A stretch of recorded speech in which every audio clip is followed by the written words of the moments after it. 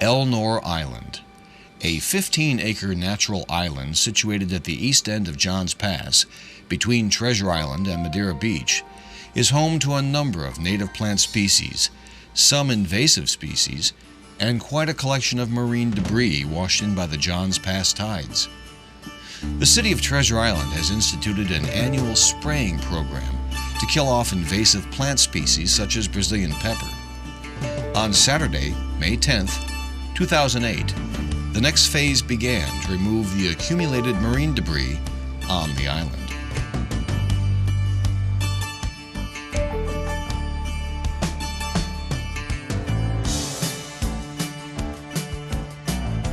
Welcome to Elnor Island here in Treasure Island, Florida. We've got a crew of people out here, out to protect and preserve the environment that once used to be a very positive and popular bird nesting colony. And over the past several years, perhaps decades by the looks of some of this wood, a lot of the storms and a lot of the hurricanes have busted up docks and taken apart piers and washed it up and trapped it in the protection of these mangrove forests, which, by the way, turns out to be a fantastic hatchery for fiddler crabs and mangrove crabs. We've also found a lot of lizards out here, so there's good amounts of food, but the food is trapped underneath these boards and the birds are having trouble getting to it. So the birds, in essence, have left. So these people have come out to try to get as much of this lumber out of here to uncover the food so that perhaps in a relatively short amount of time we might be able to get the birds to come back out here and start nesting. Where you see all the lumber, it's just everywhere. This side was the same, and it just took 2 hours to get it in and out of the mangroves, out to the path, and then walk it out to the boat. And that's generally the plan we'll have to do every time. Yeah. Is pilot, move it, pilot, move it. It's amazing here at the mangrove, so it's kind of hard just to get it out. Kind of hard just to walk. Yeah, well, true. This is firmer. The ground is firmer than I thought it would be, actually. Well, in spots it is. It is out here. Yeah. When the tide fills in a little while, those will all be about 4 inches in water. 4 or 5 inches in water. On a good high tide? Well, like yesterday, you mean? That was a good high yeah, tide. we've been having some spring tides. Yeah. That really drove it up. We're on the waning side. Very high yesterday. The other day when we were here, this was all covered with water. All this wood was floating. When you guys were out here the other day? Oh yeah, all this wood was floating. But it doesn't float out. No, It can't float out. No.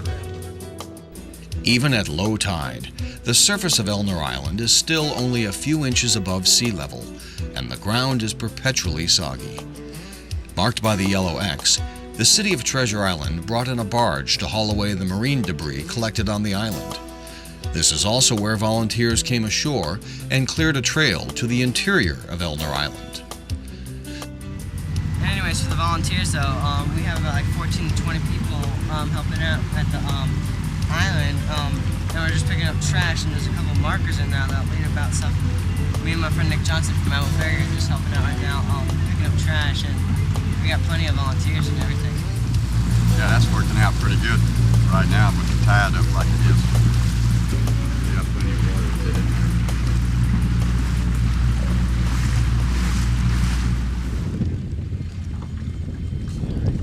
Hey Nick! Nick, you're also on TV. What? You're also on TV. Yeah, most wanted. The island itself is about 1,000 feet at its widest. Near its center is a circular pool of salt water called a hurricane hole. It's about 200 feet from the mangrove edge to the hurricane hole. The initial cleanup area is marked in green. This took about 4 hours to complete. Emptying the entire island of debris will be a daunting task.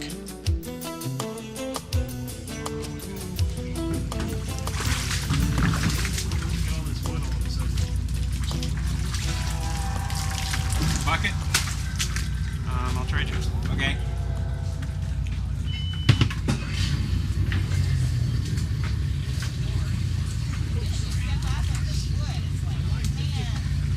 How many loads of all this lumber have you? This is our first load of lumber. Oh, this is? We've taken several bags back already. Yeah. I think we're going to load it on that one.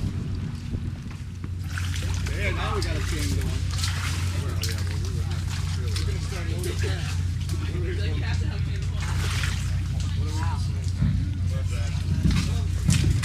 Greg? Well, I don't have the train of people to hand them one at a time. Well, when you get in line.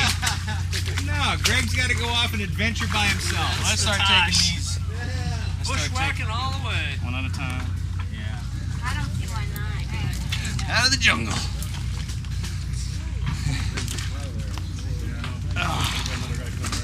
Yeah, come to join the chain. We're missing a guy right here in a minute. Got in all the back areas there. Whereabouts? It's back here in the Right middle. here? Gotcha. Give Greg the heavy one. Yeah. Oh, this isn't too bad after carrying them 6 and 8 at a time. Right. Nature Matters is a nonprofit organization that was started through Greg and Michelle McIntosh and Kurt Zulsdorf as a nonprofit organization to help raise funds for these continuing cleanups. It was started at Clam Bayou. This is a whole lot different trash. A lot of Clam Bayou trash was all I only brought one this time, Larry. street trash. Plastic bottles, garbage bags, styrofoam cups, styrofoam plates. The youth getting involved with these programs and realizing that we have to restore nature. We are the stewards of this. If we don't take care of it, nobody will. And if we don't start taking care of it now, our grandchildren, our great-grandchildren will have no place to play. So this is just a wonderful opportunity to get people out here and realize what the folly of man has done to nature in this area. You know, it's a great beach place. It's a beautiful scene, but you get back behind it, this is what you get. I mean, we've been out here for a little over an hour, and we're trying to sink this barge out here. All this stuff scattered out here, you could almost, it was like a large platform. You could have walked around here.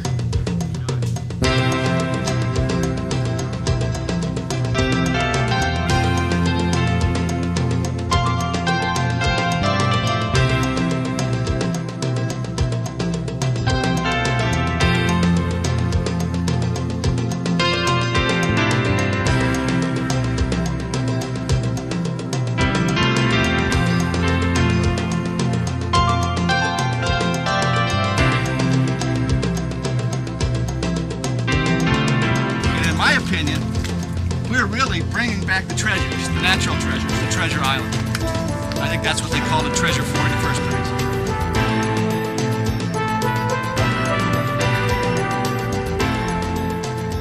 Nearly 30 people stood side by side for 4 hours, picking up and passing debris to waiting barges and boats for proper disposal. With the passing of every load, Elnor Island regained its glory.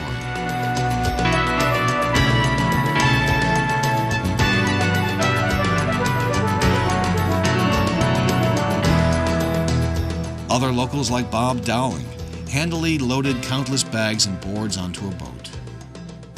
And just a few hours after the work was completed on this phase of the cleanup, Bob Dowling returned to the island to set rat traps.